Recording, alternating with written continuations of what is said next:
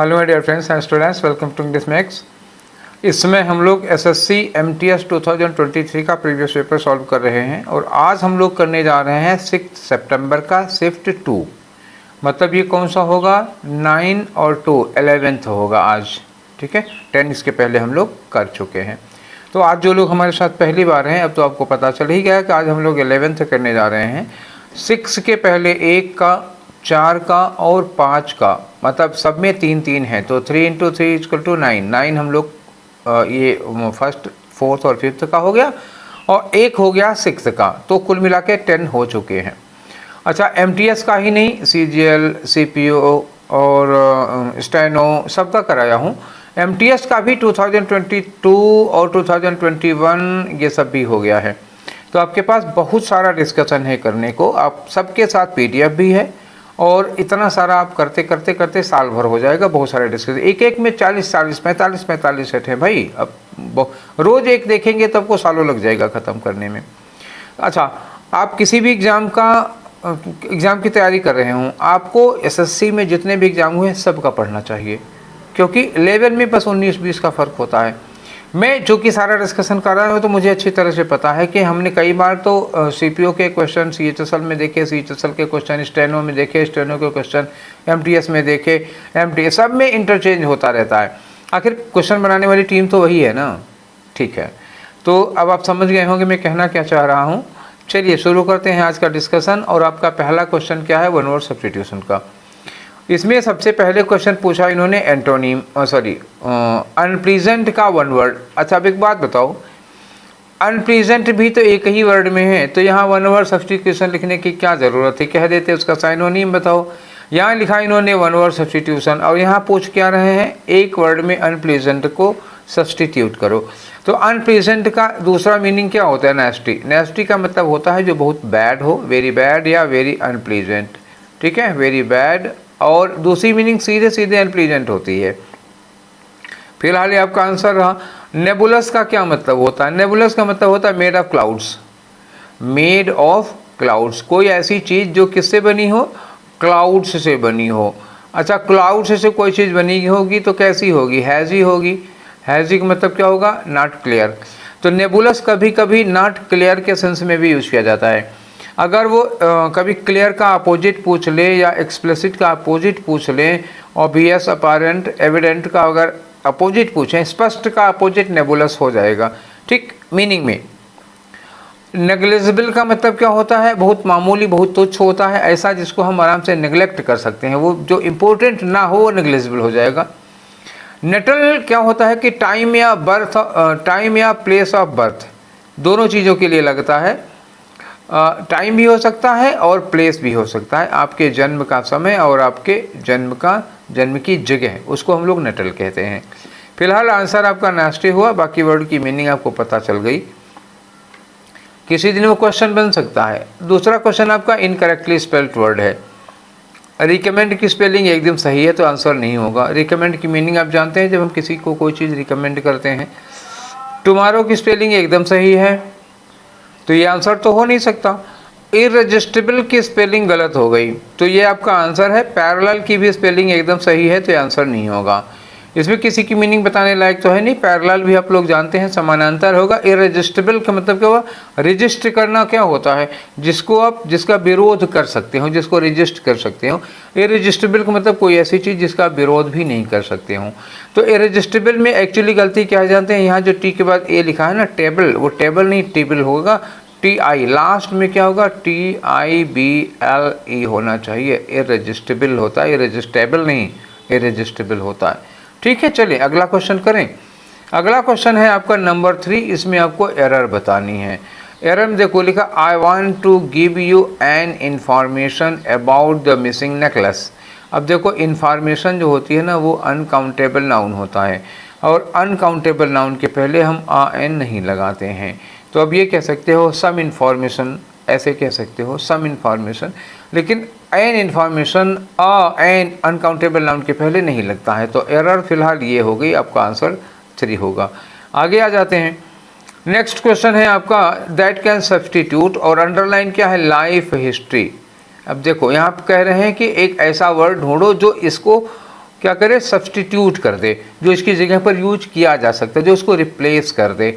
तो she proposed to write the life history of the famous poet, एक famous poet है, उनकी life history लिखने के लिए उसने प्रस्ताव रखा कि मैं आपकी लाइफ हिस्ट्री लिख दूं।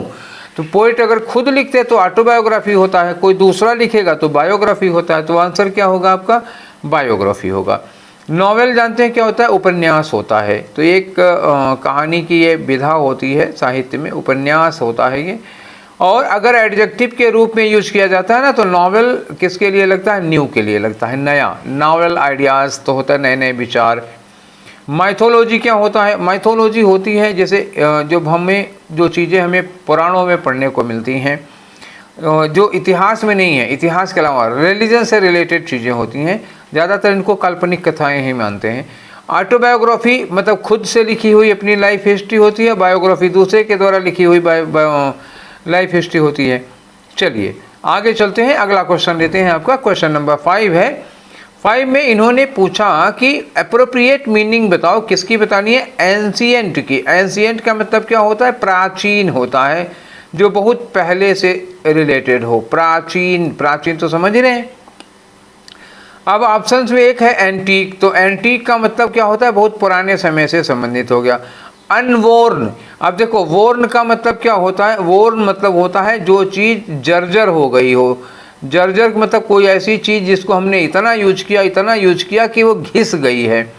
अब ये तो पुरानी हो जाएगी, लेकिन अगर इसके पहले अन लगा दोगे तो क्या हो गया, जर्जर नहीं होगा, तब क्या हो जाएगा, एकदम नया हो जाएगा। तो ये क्या हो जाएगा, अपोजिट हो जाएगा। अनवार्न जो है वो अपोजिट हो जाएगा, तो ये नहीं लगाना है। कंटेम्पोरेरी मतलब आजकल का हो जाएगा, समकालीन होगा, तो ये भी एंटोनिम हो जाएगा। रिसेंट मतलब एकदम नया नया एंटोनिम हो जाएगा। तो आपका क्या हुआ, साइनोनिम वही एंटीक ही रहेगा आपका, ठीक है, एंशिएंट की मीनिंग होगी। नेक्स्ट क्वेश्चन में आ जाओ, वन वर्ड सब्स्टिट्यूशन है। Killing of one's own father, अपने ही पिता की हत्या कर देने को क्या कहते हैं। देखो, पिता की हत्या करेंगे तो पैट्रिसाइड होगा, माता की हत्या करेंगे तो मैट्रिसाइड होगा, और दोनों को मार देंगे तो पेरेंट्स बनता है ना इसे, तो पैरिसाइड हो जाएगा। ऐसे भाई की हत्या, बहन की हत्या, पति की हत्या, पत्नी की हत्या, दोस्त की हत्या, बुजुर्ग की हत्या, राजा की हत्या, मतलब बहुत सारे हैं। तो इसके लिए क्या करिए ना आप, मेरा एक वीडियो है किलर वर्ड्स, ठीक है, 1-2 महीने पहले का है, किलर वर्ड्स लिखा होगा उस पर, या आप डाल लीजिए मेरे चैनल पे किलर वर्ड्स करके सर्च कर लीजिए तो आपको मिल जाएगा। इसमें सब जितने भी हैं ना किलिंग वाले, सारे मैंने करा दिए हैं, एक बार में कराए हैं, ठीक है। आंसर क्या होगा, पैट्रिसाइड। सुसाइड मतलब क्या होता है, किलिंग ऑफ वन सेल्फ, खुद की हत्या, आत्महत्या। मैट्रिसाइड मतलब अभी बताया था, माता जी को मार दिया। फेलिसाइड क्या होता है, ओन चिल्ड्रेन, अपने ही बच्चों को मार डाला, तो ये फेलिसाइड होगा। तो इस तरह के सारे वर्ड आपको मिल जाएंगे, ये आप देख लीजिएगा। नेक्स्ट क्वेश्चन में आ जाओ भाई। अगला क्वेश्चन है आपको क्वेश्चन नंबर 7। क्वेश्चन नंबर 7 में फिर से वही एरर की बात कर रहे हैं। The mother exclaimed when she सा हर सन, उसकी मम्मी, बच्चे की मम्मी चिल्लाई जब उन्होंने देखा कि उनका बेटा stumbled on the race track, race track जिस पर रेस लगा रहे थे उस ट्रैक पर उसको मतलब ठोकर लगी और गिर पड़ा। ये जब उसकी मम्मी ने देखा तो मम्मी जोर से चिल्लाई कि लुक, देखो, ही फेल्स, अरे वो गिर रहा, देखो देखो देखो। अब फेल में एस नहीं लगता, एक्चुअली जानते हो क्या होता है, फॉल फर्स्ट फॉर्म होगी, फेल सेकेंड फॉर्म होगी, और फॉलन थर्ड फॉर्म होगी, ठीक है ना भैया। तो इस फेल में तो एस नहीं लगाया जाता ना, सेकेंड फॉर्म नहीं लगती, एस लगाते हैं तो फर्स्ट फॉर्म में लगाते हैं। तो ये जो फेल्स है ये गलत है, एक्चुअली क्या होना चाहिए, फॉल्स। अब आप कहोगे फेल फर्स्ट फॉर्म होती है, अगर हम फेल को फर्स्ट फॉर्म के रूप में लगाते हैं तो इसकी जो सेकेंड फॉर्म होती है वो क्या होती है, फेल्ड होती है, ठीक है, फेल्ड होती है। तो फेल्ड का मतलब जानते हैं, इसका मतलब होता है पेड़ काटना, ठीक है, वो गिरने के लिए नहीं लगता है। फेल अगर फर्स्ट फॉर्म में यूज करोगे तो दैट मीन्स पेड़ काटना इस सेंस में आता। तो फिलहाल वो गिरने के सेंस में आया है तो फॉल लगेगा, और फॉल में एस लगाना पड़ेगा आपको। तो गलत कौन होगा, इसमें है डी वाला गलत, तो ये रहा आपका आंसर। चलें आगे चलिए। 8वां क्वेश्चन है, इसमें कह रहे हैं स्पेलिंग एरर। देखो ये दिखा है ना, एक सेंटेंस है, ये वाला सेंटेंस है, इसमें कुछ स्पेलिंग मिस्टेक्स हैं, बताना है कि इसमें से कौन सा एक सेंटेंस है जिसमें कोई स्पेलिंग मिस्टेक नहीं है, जो एरर फ्री है। पहले यही देख लो, though we read and hear a lot on green initiative, initiative गलत है, डबल टी नहीं होता, सिंगल टी होता है, ठीक। वी हार्डली ट्वीक, यहाँ तो ठीक है, we hardly tweak our routines, ठीक है, टू स्वीट नहीं सूट होगा, सूट द लार्जर पिक्चर। देखो दो होते हैं, एक SUIT होता है, तो ये होता है सूटेबल होना, अच्छा लगना, और एक होता है SUITE, ये स्वीट मतलब जानते हो, होटल के जो कमरे होते हैं, होटल के रूम्स को कहा जाता है। तो फिलहाल ये स्वीट नहीं लगना चाहिए। दो मिस्टेक हमको क्वेश्चन वाले मिली, अब इन्हीं दोनों मिस्टेक्स को हम नीचे देखते चलते हैं। यहाँ देखो थ्रू लिख दिया, यही गलत हो गया। इनिशिएटिव्स तो सही है, वो गलत हो गया, और यहाँ पे स्वीट भी गलत है, दो इनमें गलत हो गया। यहाँ देखो though we read and hear a lot of on green initiatives, initiative सही है। We hardly tweak our routines to suit the larger picture, ये टू वाला एकदम से करेक्ट है, ठीक। तीसरे में वही वाले वर्ड्स देख लेते हैं, ये सूट देख लिया तो ये गलत हो गया आपका। चौथे में देख लेते हैं, देखो ये स्वीट सब जगह गलत है, सब चारों में यही वाला गलत हो गया, तो अब दूसरा वाला हमारा आंसर हो जाएगा। आगे आ जाओ 9 नंबर में। 9 नंबर में करना क्या है, इडियम दिया हुआ है, उस इडियम की आपको क्या बताना है, meaning of the underline idiom. ये लिखा है बैक टू स्क्वायर वन, तो बैक टू स्क्वायर वन का मतलब होता है हम कोई काम कर रहे हैं, खूब मेहनत किए, कुछ दूर तक उसको काम को किया, फिर वो गड़बड़ हो गया तो फिर से स्टार्ट करना। मतलब क्या हुआ, एक तरह से ये समझो बैक टू स्क्वायर वन का मतलब रीस्टार्ट कर देना, जहाँ से शुरू किए थे वहीं से फिर से शुरू करना है हमको, ये इसकी सीधी मीनिंग होती है। कंटेक्स्ट देख लो, after having invested so much time and energy to the project we are now back to square one. इतना पैसा खर्चा किया, इतनी मेहनत लगाई, फिर वहीं हम आ गए जहाँ से शुरू किए थे, ठीक है। तो क्या होगा, not ready for the consequence बिल्कुल नहीं होगा, इन द सेम सिटी नहीं होगा, fighting with the each other नहीं होगा, having to start all over again, फिर से शुरुआत करना, ये चौथा वाला आपका ऑप्शन हुआ। आगे चलें 10th क्वेश्चन पे। इसमें खाली जगह भरना है, करना क्या है, इसमें डिफीट का साइनोनिम भरना है। डिफीट का मतलब हराना होता है, इसी का साइनोनिम आपको भरना है। लेकिन सिचुएशन देख लो, द एथलीट्स इंजरी, कोई खिलाड़ी है उसको चोट लग गई, was a defeat for the teams chances of winning the championship. जो टीम है उसके चैंपियनशिप जीतने के चांस में क्या हो जाता है, डिफीट हो जाता है। तो एथलीट को चोट लग गई, तो एथलीट की चोट इनके लिए एक डिफीट साबित होती है। तो ऐसे उसकी एथलीट की चोट क्या होगी, प्रोग्रेशन होगा नहीं, एथलीट की चोट इनको नुकसान पहुंचा रही है तो प्रोग्रेशन नहीं होगा। ब्रेक थ्रू का मतलब क्या होता है, एक चांस है। अब ये बताओ कि ये हारेंगे कि जीते, इनके तो हारने का चांस बन रहा है ना। ब्रेक थ्रू होता है सक्सेसफुल होने का चांस, ये भी अपोजिट हो जाएगा। स्ट्रेस तनाव होगा, तनाव तो लग सकता है लेकिन तनाव से ज़्यादा क्या होगा, सेटबैक, क्योंकि सेटबैक का मतलब क्या होता है, बाधा होता है, ऑब्स्टेकल होता है, हिंड्रेंस होता है, ठीक है ना। तो ये लगाओ आप, सेटबैक लगाओ यहाँ पे, ये ज़्यादा सूटेबल होगा, ठीक है। चलिए अगला क्वेश्चन करते हैं। अगला क्वेश्चन आपका आ गया 11 नंबर पे। इसमें क्या करना है बच्चा, करना इसमें भी वही है, दैट कैन सब्सटीट्यूट, अंडरलाइन क्या है, to preparing the vine for plant it should be cut back to 2 feet, उसको 2 फीट काटना पड़ेगा। अब ये वाइन क्या होता है, वाइन का मतलब समझ रहे हो, कभी आप लोगों में जितने लोगों ने खेती की होगी तो कभी कद्दू, परवल इस टाइप की चीज़ें लगाई होंगी, करेला वरेला इस टाइप का लगाया होगा।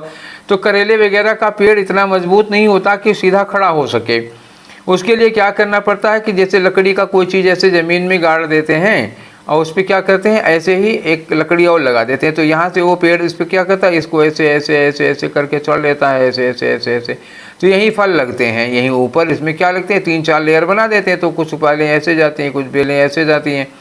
तो यही इसी को कहा जाता है वाइन तैयार करना। जो रेंगने वाले पौधे होते हैं उनको सपोर्ट देने के लिए जो भी हम लकड़ी वगैरह गाड़ देते हैं ज़मीन में, उसी को वाइन कहते हैं, ठीक है।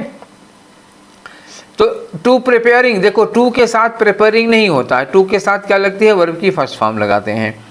तो प्रिपेयर्स भी नहीं लगेगा टू के साथ, प्रिपेयर्ड भी नहीं लगेगा टू के साथ, 2 ऑप्शन बच रहा है, प्रिपेयर और प्रिपेयर। ये वाला prepare a vine in planting नहीं होगा, ये होगा to prepare the vine for planting. In planting नहीं होता, फॉर प्लांटिंग, प्लांटिंग करने के लिए जो हम झाड़ तैयार करते हैं इन पौधों के लिए, जो रेंगने वाले पौधे होते हैं वो कुकुरबिटेसी परिवार के होते हैं, तो उनके लिए तो ये कौन सा लगेगा, चौथा वाला लग पाएगा। ठीक है, चलिए आगे बढ़ लेते हैं। अगला क्वेश्चन क्या करते हैं, क्वेश्चन नंबर 12 है। इसमें भी वही दैट कैन सब्सटीट्यूट।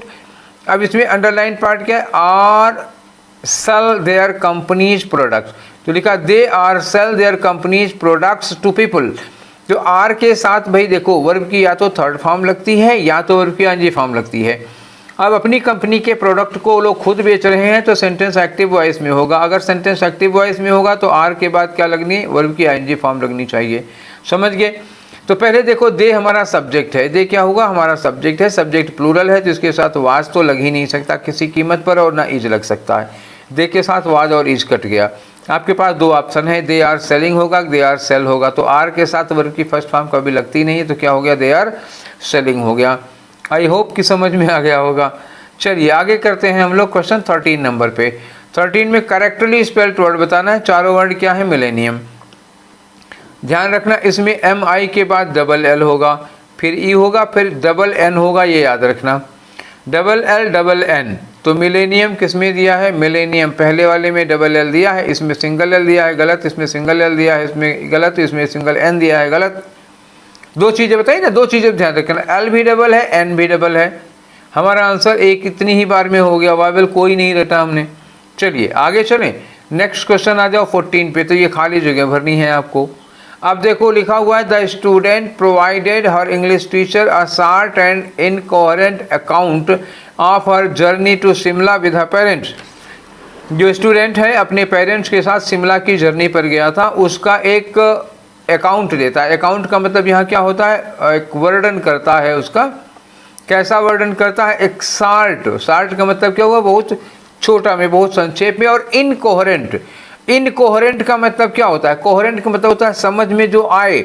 इनकोहेरेंट का मतलब क्या होता है, डिफिकल्ट टू अंडरस्टैंड। और बताना क्या है आपको इसका एंटोनीम। अगर इनकोहेरेंट का मतलब डिफिकल्ट टू अंडरस्टैंड है तो इसका एंटोनीम होगा जो आराम से समझ में आ जाए, जो अच्छे से समझ में आ जाए। तो जो अच्छे से समझ में आता है वो क्या होता है, ल्यूसिड होता है। इजी टू अंडरस्टैंड होता है वो ल्यूसिड होगा। आंसर आपका हो गया। ठीक। रफ लिखा हुआ है, रफ लगाएंगे नहीं यहाँ पर, समझने से रिलेटेड है ना तो रफ नहीं लगेगा। जेन्युइन वर्जिनल हो जाता है और हम्बल विनम्र होता है, ये लगेंगे नहीं, ये है। चलिए अगला क्वेश्चन करते हैं 15 नंबर का। 15 में आपको एक इडियम की मीनिंग बतानी है। इडियम है गेट योर एक्ट टुगेदर।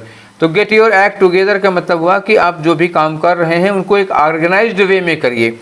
थोड़ा वो थोड़ा वो थोड़ा वो थोड़ा वो नहीं, आप जितने भी काम कर रहे हैं उनको एक ऑर्गेनाइज्ड वे में सिस्टमेटिक ढंग से करिए। तो क्या होगा, टू स्टे टुगेदर ये नहीं होगा, हैव पेशेंस भी नहीं होगा, टू एक्ट इन प्ले भी नहीं होगा। क्या होगा, get organised and do things better. Get organised मतलब अपने तन मन धन को एक साथ करो, इकट्ठा करो, पूरा मन लगाओ और थिंग्स को बेटर ढंग से करो। तो ये चौथा वाला ऑप्शन हुआ। ठीक है, 16 नंबर पे आ जाओ, फिर खाली जगह हैं। देखो स्टेटमेंट पढ़ो, देखा लिखा है by living in a rural area. Living in a rural area, ग्रामीण क्षेत्र में आप रह रहे हो, with access to the city, और शहर को एक्सेस भी है। जैसे शहर से सटा हुआ कोई गांव है, अगर आप वहाँ रह रहे हो तो आप क्या हो गए, अर्बन और रूरल दोनों हो गए। तो इसमें क्या होगा, सी गेट्स, इसका मतलब उसके दोनों हाथों में लड्डू है कि नहीं। तो दोनों हाथों में लड्डू होना, इसके लिए इडियम क्या होता है, the best of both words. ठीक है, तो ये आंसर हो गया, the best of both words. To keep an ear to ground, ये एक अच्छा इडियम है, नोट कर लेना, काम आएगा आगे चल के, ये काम आएगा। To keep an ear to ground का मतलब क्या होगा, to be well informed. To be well informed, be well informed का मतलब क्या होता है, आपको हर चीज़ की बहुत अच्छी जानकारी है। आप क्या हैं, आप हैं एकदम से अप टू डेट, ये हो गया, अप टू डेट हैं, वेल इन्फॉर्म्ड हैं, वेल अवेयर हैं किसी चीज़ से, आप क्या हैं, वेल अवेयर हैं। जो कुछ भी हो रहा है दिन दुनिया में आप उन सब चीज़ों के बारे में अच्छी तरह से जानते हैं। और इन for penny in for pound का मतलब क्या हुआ, कोई काम हाथ में लिया है, अब चाहे घाटा हो चाहे फ़ायदा हो, उसको करके छोड़ेंगे, कंप्लीट करेंगे। ठीक है, तो if you have taken a work in your hand you will have to complete it without considering it will be beneficial और harmful, but it is your duty to complete it. ये होता है कि in for penny in for pound. On cloud 9 का मतलब क्या होता है, 9वें आसमान पर हो लिखा, चाहे 7वें आसमान पर होगा। तो इसका मतलब दोनों का मतलब क्या होता है, ओवर जॉयड। क्या है, आप ओवर जॉयड हैं, आप बहुत खुश हैं। ठीक है, आपका रिजल्ट निकला, सिलेक्शन हो गया, पापा ने आपको क्या कहते हैं, आपकी मनपसंद गाड़ी गिफ्ट कर दी, तो you will be on cloud 9। चलिए अगला क्वेश्चन लेते हैं 17 का। 17 में करना क्या है, दैट कैन रेक्टिफाई। जैसे देखा दैट कैन रेक्टिफाई का मतलब क्या हुआ, यहाँ पे कुछ गड़बड़ी है जो अंडरलाइन किया हुआ, इसको सुधारो, इसकी जगह पर क्या होना चाहिए। तो सेंटेंस बिना देखे मैं बता रहा हूँ, अगर यहाँ एवर लिखा हुआ तो एवर के साथ कंपैरेटिव डिग्री नहीं लगती है, एवर के साथ क्या लगती है, सुपरलेटिव डिग्री लगती है। अगर यही लगाना होगा तो फिर वर्स्ट हो जाएगा, दूसरा कोई एडजेक्टिव हो, जो भी सुपरलेटिव में होगा वही लगेगा। पढ़ के देखो, know the conductor said that, conductor ने कहा कि it was the worst quake he ever new. ये मतलब वर्ष क्वेक मतलब क्वेक क्या होता है बताओ ना, झोला छाप डॉक्टर होता है झोला छाप डॉक्टर, कोई डिग्री विग्री नहीं हासिल की है, ऐसे ही दवाइयों का थोड़ा नॉलेज है तो क्लिनिक खोल लिए, ये होता है। मतलब मैंने जितना भी जाना है उनमें ये वर्ष क्वेक नहीं, वर्स्ट क्वेक होगा, सबसे ज़्यादा खराब झोला छाप डॉक्टर, समझ गए। तो वर्स्ट लगना चाहिए यहाँ पे सुपरलेटिव डिग्री का। क्लियर, चलें आगे। अगला वाला क्वेश्चन है 18 नंबर का।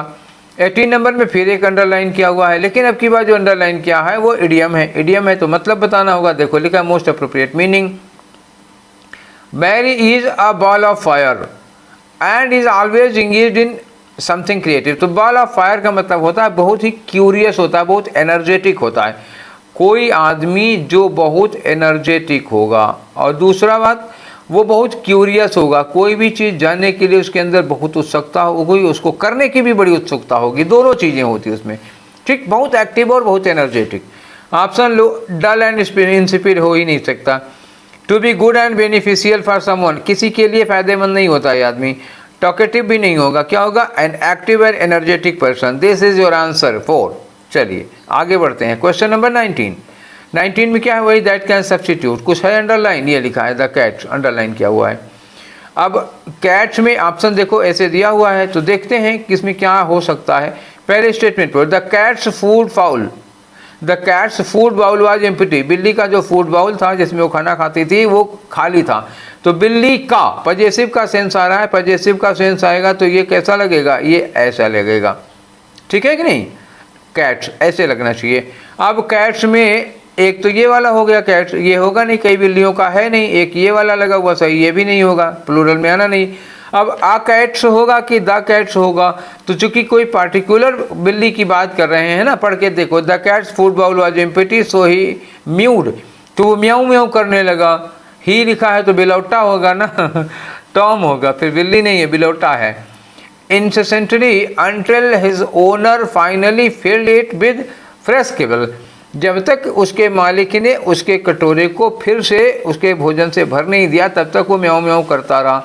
तो इसका मतलब क्या होगा, बिल्ली का कटोरा है और वो सिंगुलर है, तो कोई खास बिल्ली की बात हो रही कि जनरल सेंस में तो नहीं कह रहे हो ना, तो क्या लगना चाहिए इसमें, दा तो लगना ही पड़ेगा, तो हो गया द कैट्स। तो 19 में पहला वाला हो जाएगा, ठीक है। चलिए आगे आ जाते हैं 20 में। बच्चा 20 में आपको एरर बतानी है, तो यहाँ से तो मिलेगी नहीं, पढ़ना यहाँ पड़ेगा। देखो एग्जिस्टेंटेरियन, ठीक है। एग्जिस्टेंशियलिज्म क्या होता है, अस्तित्ववाद। एग्जिस्टेंट क्या होता है, एग्जिस्ट करना, क्या होता है, अस्तित्व में आना। एग्जिस्टेंशियलिज्म होता है अस्तित्ववाद, जो इंसान के अस्तित्व को प्रमुखता देते हैं। तो astitvavad has a reputation for being angst ridden and gloomy, and के बाद ग्लूमी लिखा तो उसके पहले भी वही मतलब होगा। Mostly because of its emphasis on pondering, ये किस पर जोर देता है, सबसे ज़्यादा एम्फेसिस देता है ऑन पॉन्डरिंग। पॉन्डरिंग का मतलब क्या होता है, थिंकिंग। पॉन्डर का मतलब क्या होता है, थिंकिंग, विचार करना, ठीक है। Thinking the meaningless of existence, वो क्या करता है कि एग्जिस्टेंस, अस्तित्व को मीनिंगलेस मानता है। तो मीनिंगलेस ऑफ एग्जिस्टेंस नहीं होना चाहिए, मीनिंगलेसनेस यहाँ पे नाउन आना चाहिए, ये एडजेक्टिव है, यहाँ पे लगाना पड़ेगा मीनिंगलेसनेस। तो यहाँ पे जो लेस लिखा है ये गलत हो गया, मीनिंगलेसनेस ऑफ एग्जिस्टेंस होगा। चलिए 21 से लेकर के 25 तक में हमें क्या करना होता है, यू नो वेरी वेल। चलो तो काम करते हैं, पढ़ देते हैं इसको। लिखा है democracy is a form of government. जानते ही हो एसएससी की तैयारी कर रहे हैं तो डेमोक्रेसी क्या है, एक तरह की सरकार है। इसमें क्या होता है, government of the people, by the people and for the people. तो democracy is a form of government where the power lies dash the people. तो अभी क्या बोला था, government is democracy is a government of the people, by the people and for the people. तो democracy में power किसके हाथ में होती है, पीपल के हाथ में होती है, वोटर के हाथ में होती है। तो democracy is a form of government where the power lies dash the people. तो पावर किस में पाई जाएगी, लोगों में पाई जाती है। तो आप सोचते हो कि इन लगा दें, इनका कोई ऑप्शन नहीं है, तब क्या लगा दोगे, lies the power lies bye the people, toward the people, on the people या विद द पीपल। तो क्या हो गया, लाइज विद द पीपल। ये विद लगता है लाई के बाद में, जिसमें पावर जनता के हाथ में होती है। It is based on the party principle. ये जो डेमोक्रेसी है वो इस प्रिंसिपल पर बेस्ड है। प्रिंसिपल कौन सा, principle of equality, freedom and the rule of law. समानता, स्वतंत्रता और कानून का राज, इस सिद्धांत पर विश्वास करती है democracy. In a democratic society, कोई भी डेमोक्रेटिक सोसाइटी होती है उसमें dash have the right to participate in the decision making process. तो किसी भी डेमोक्रेसी में सोसाइटी को ये अधिकार होता है, ठीक है, सोसाइटी को ये अधिकार होता है कि वो किसी भी डिसीजन मेकिंग प्रोसेस में पार्टिसिपेट करे, ठीक है ना। तो किसके पास ये अधिकार होता है, डेमोक्रेटिक सोसाइटी में किसके पास ये अधिकार होता है, वहाँ की जनता के हाथ में होता है, पब्लिक के पास ये अधिकार होता है। पब्लिक होगा या फिर सिटीजन होगा। चलिए अब डिसीजन में मेकिंग प्रोसेस में कैसे भाग लेना है उसको, डैश डायरेक्टली और थ्रू इलेक्टेड रिप्रेजेंटेटिव्स। अब यहाँ और लगा है, या तो डायरेक्टली या तो डिसीजन या तो इलेक्टेड रिप्रेजेंटेटिव के जरिए। तो और के साथ क्या लगाओगे, आइदर लगाओगे, पक्का होगा। आइदर और लगता है, दो विकल्प दिया ना, ये ऐसे या ऐसे, तो या लगेगा तो और के साथ में आइदर लगाना पड़ेगा। यहाँ थर्ड वाले में नोट कर लो, 100% आइदर ही लगाना है, क्योंकि और आगे लिखा democracy also allows for the dash of individual rights and liberties. ठीक है, तो डेमोक्रेसी आल्सो अलाउज, और ये किस चीज़ की परमिशन देती है, for the dash of individual right, व्यक्तिगत अधिकार और उनके स्वतंत्रता। आगे लिखा है while democracy is not without its challenges. ऐसा नहीं है कि डेमोक्रेसी में सब कुछ अच्छा ही है, डेमोक्रेसी में चुनौतियां भी हैं, चैलेंजेस भी हैं, उसमें मुश्किलों भी हैं। कौन कौन सी मुश्किलें हैं, अब ये सच है, जैसे कि need to balance competing interest. जब इंटरेस्ट में लोगों के हितों में कंपटीशन होता है तो बैलेंस बनाने में दिक्कत आती है।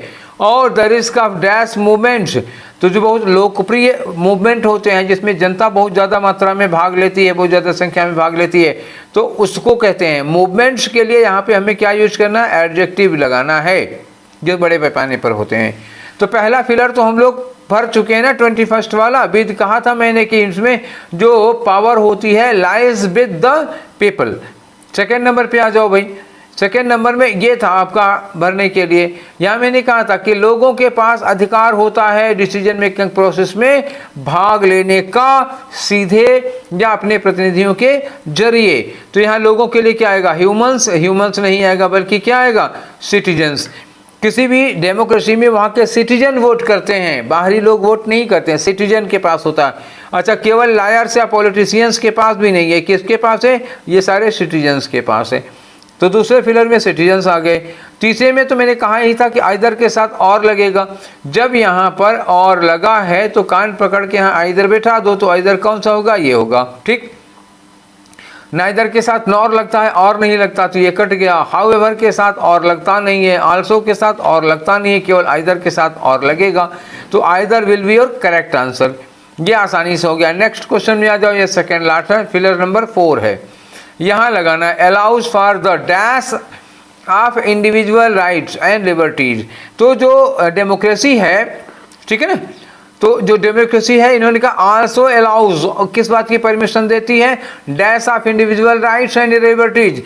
इंडिविजुअल, प्रत्येक व्यक्ति के अधिकारों और उसकी स्वतंत्रता को क्या करती है डेमोक्रेसी, बचाती है, संरक्षण करती है, सुरक्षा करती है। तो क्या लगाओगे यहाँ पे, protection of individual rights. Democracy में इंडिविजुअल राइट्स को प्रोटेक्ट किया जाता है।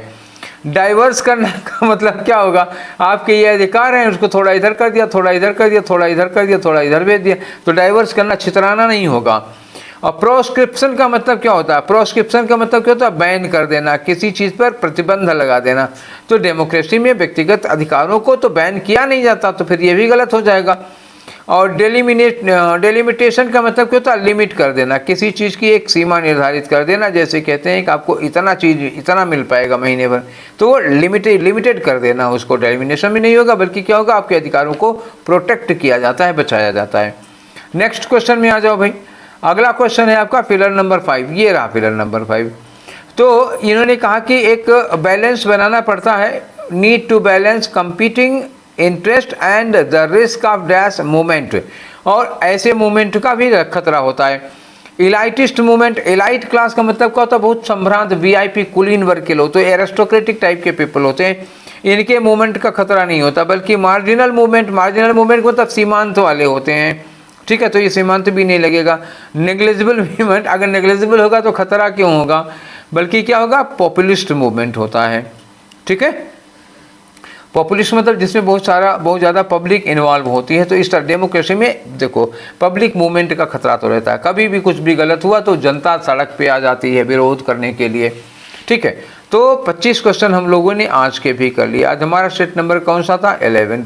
ओहो, 10 + 1 कर दे रहा हूँ ना, अब हो गया 11। काटने की क्या ज़रूरत है? अगर 10 लिख दिया 11 लिखना था तो +1 कर दो, ठीक है। तो ये 25 क्वेश्चन हम लोगों ने 11th सेट का भी कर लिया।